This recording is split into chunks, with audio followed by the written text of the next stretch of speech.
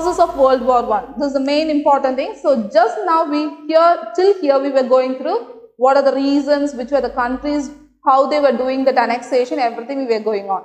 Now we have to know what is the main cause for the World War I. The first thing is European alliances and the counter alliances. We already learned European countries, what are the European countries, and those countries supporting European countries. So they all are called as European alliances, and the opposite is counter alliances like Japan, other things. Then violent forms of nationalism. So why that nationalism means love for the country. So every country, to bring out their country as the dominating country, they will have that feeling of nationalism that creates more tension between other countries.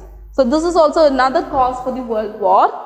Then aggressive attitude of German Empire. German Empire, you all know better, you all heard about Hitler and all. So in the same way, certain rulers were there, they were having that high national feeling. So that made, they are already aggressive also. For their country, they love their country.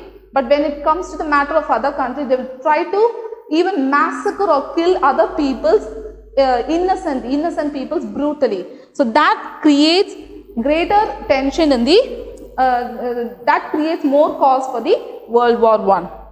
Then hostility of France towards Germany. Hostility means being unfriendly. So France is being unfriendly towards Germany, and imperial power. You already know what is the imperialism. So imperial power politics in the Balkans. The Balkans were how their imperialism created the Balkan Wars and the final immediate cause. The first causes, we are going to see the causes. The first under causes, the first siding is European alliances and counter alliances. You all know that what is European alliances and counter alliances. European alliances supporting of European countries and European power, and the opposite, that is enemy, the other thing is counter alliances, other countries. So now these European great powers were divided into two armed camps. One is Central Powers. They are Germany, Austria-Hungary and Italy. And Austria-Hungary and all comes as a supporter for the Germany. So here Germany is a great dominating country. So that becomes the Central Powers. So in Central Power, who is the guidance is Bismarck. Bismarck becomes the guidance here. That is, he is the ruler and he is the head of these Central Powers. And they started to create Triple Alliance in the year 1882. For the timeline events, you have to know all such events. When was the Triple Alliance was formed? In 1882. That you have to know it, and you have to mark it in the timeline events also. So Central Powers was headed by Bismarck, and Bismarck, under the guidance of Bismarck, Triple Alliance was formed. So that was in 1882. So the other camp was France and Russia. France was an opposite of Germany, and this great powers was divided into two. Already we have known. So Central Power and other opposite of Germany is France and Russia. Then isolated Britain.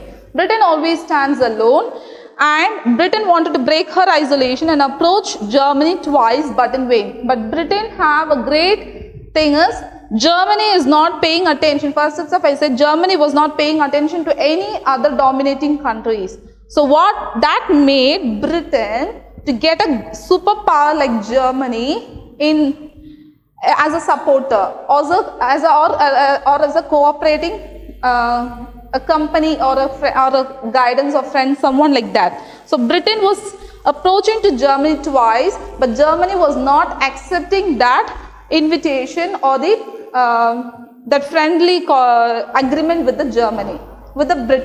Britain. So that becomes vain, and again Britain was standing alone in isolation alone.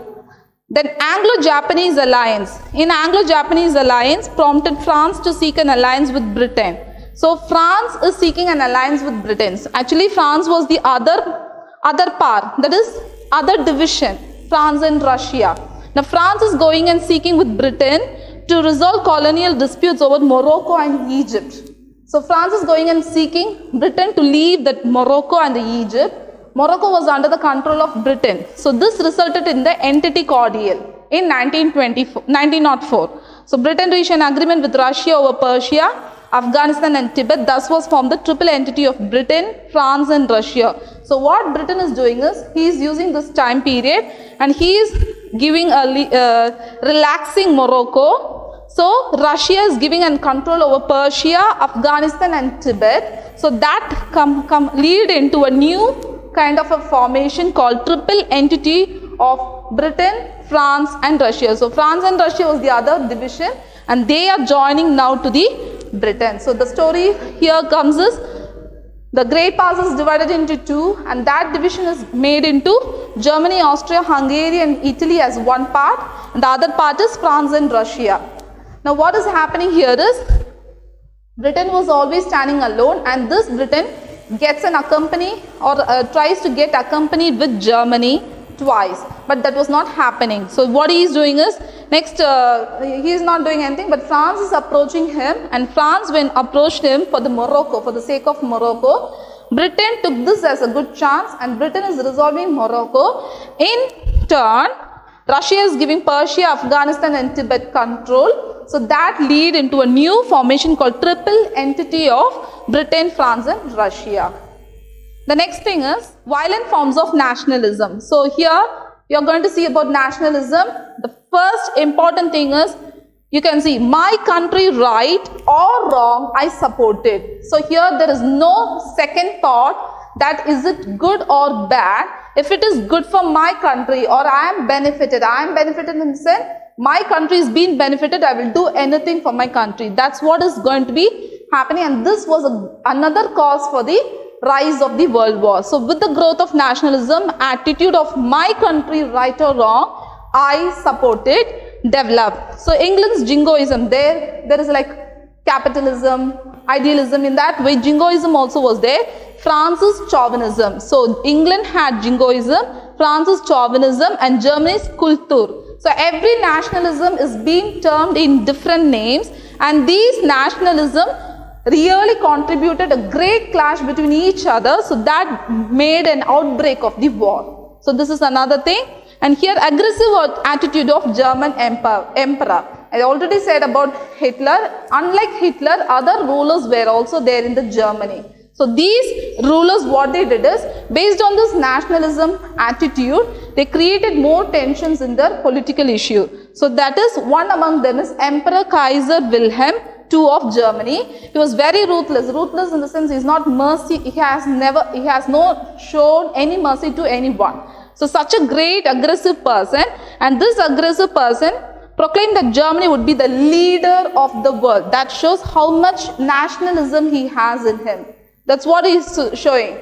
Whether it's right or wrong, I have to bring out my country as the dominating country. So that made him, this Kaiser, to make Germany the leader of the world. So that also attracted Britain to get into and accompany with the Germany, the previous slide we saw.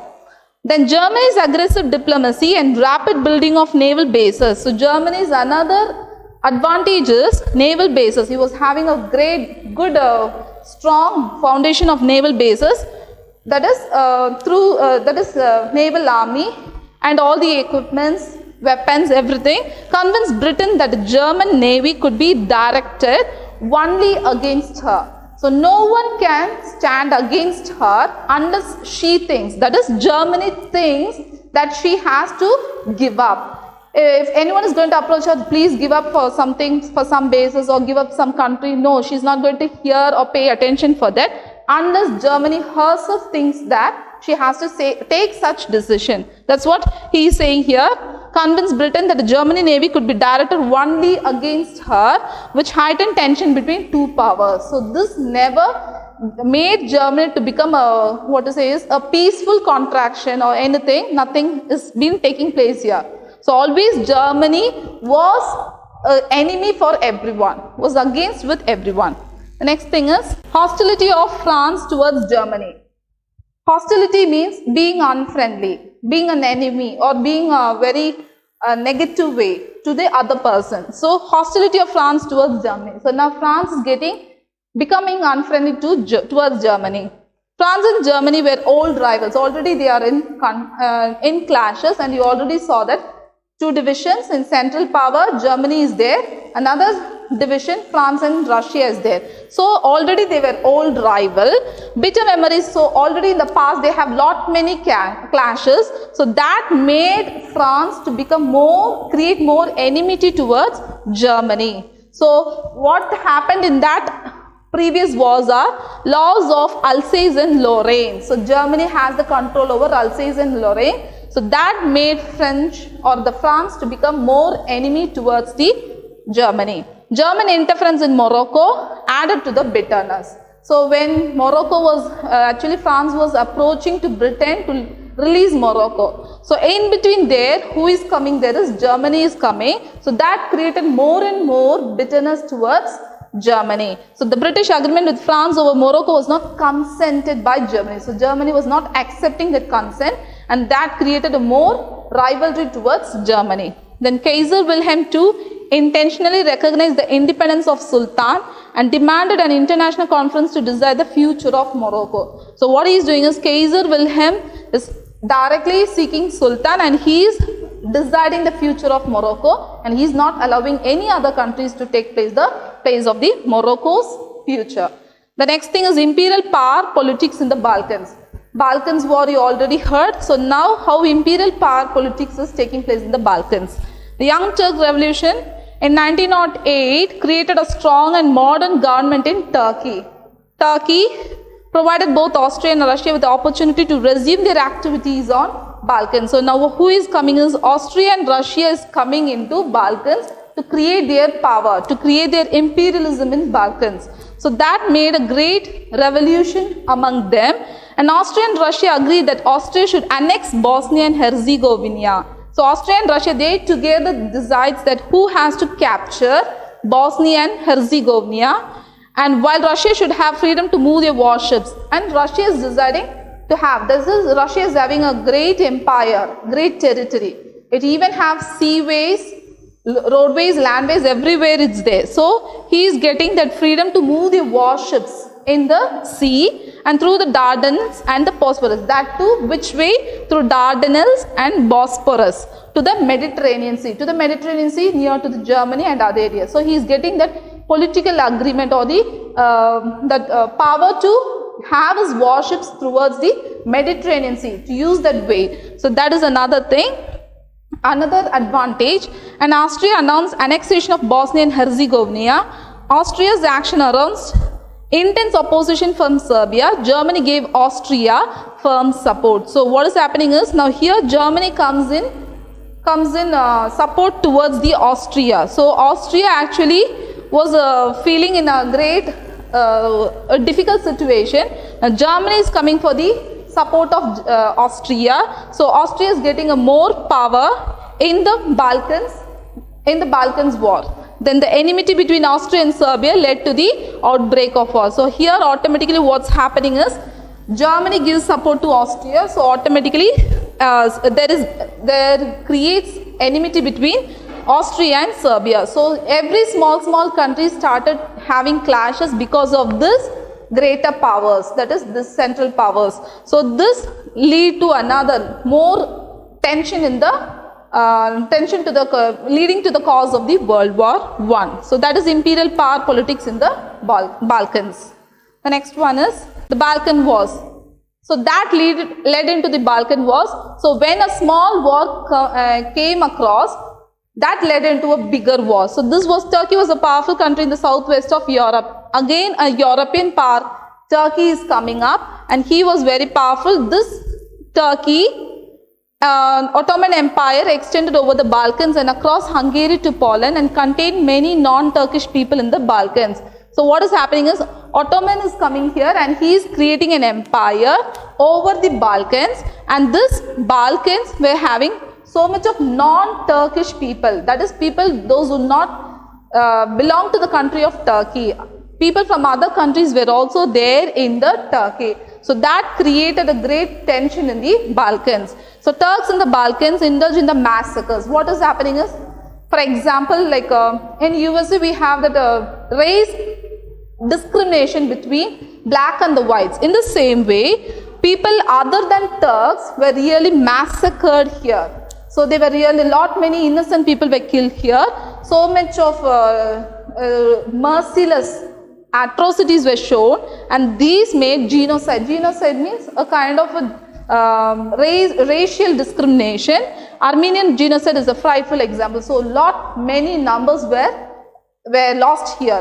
Many innocent lives were lost here. So that really created a great disturbance in the Balkan Wars. Then, taking advantage of the political and economic instability of the Turkish Empire. Turkey actually is a very powerful country, but his political and economic was not so stable, it was not so strong. So that made what happened is he had to give up the Greeks and the other countries. So in March 1912, Greece, Serbia, Bulgaria and Montenegro formed Balkan League. So they all signed the Balkan Leagues and defeated Turkey in the first Balkan War. So finally what they are doing is, he was not strong in the political and economic power, so automatically Turkey was defeated in the Balkan War. So next thing is Treaty of London. So 2-3 treaties are coming here. The first treaty is Balkan League, and the next treaty, so in the midst of the Balkan Wars, 2-3 treaties are being signed here. Balkan League, the next treaty is Treaty of London.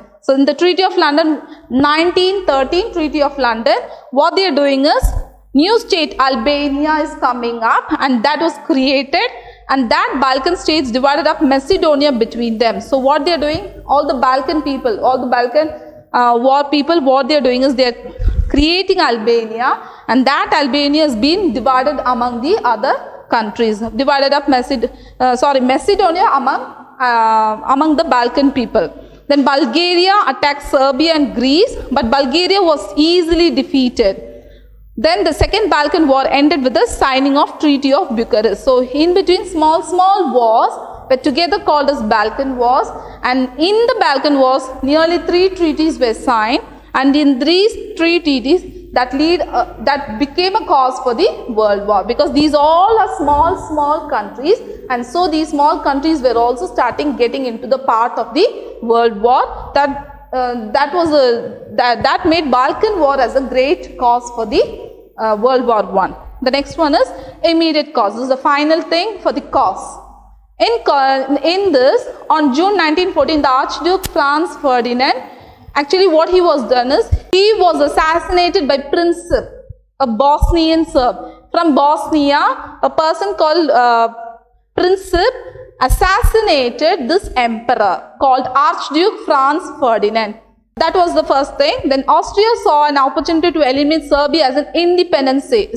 So automatically Austria also started becoming a powerful country, and it started to eliminate Serbia. In the previous slide we saw Serbia was also under the war, and that Serbia was eliminated, and it was really freed. It was given freedom as an independent state. So this made other countries to have more clashes also. To strike first, Germany